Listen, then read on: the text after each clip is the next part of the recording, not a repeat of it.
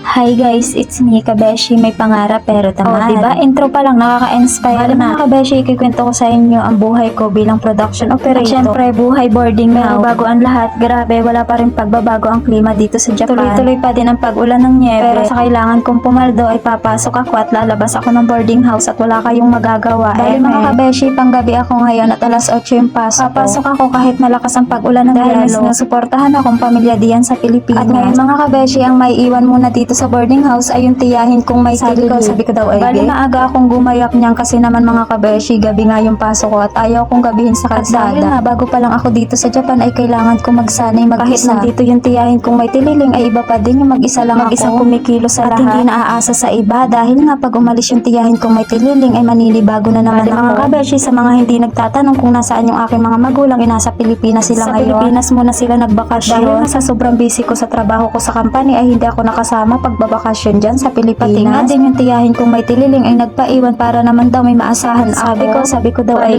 oras na ito.